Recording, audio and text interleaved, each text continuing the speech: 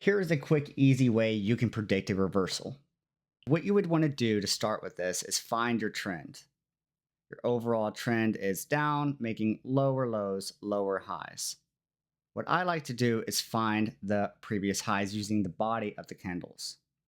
How do you know, though, that it's not going to break new lows after this?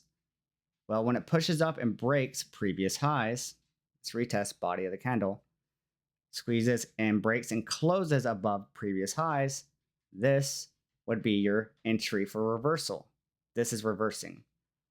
This is an indication of reversal. Can it be a fake out? Absolutely. Your stop loss, if you were to buy on a candle right here for an entry for longs, would be if it closed back below that previous high right here.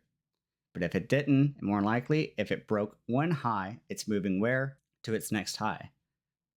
So then it's going to push up to this previous high. Notice some of the consolidation we had around this area. It was a previous high, previous resistance, new support, and we keep bouncing.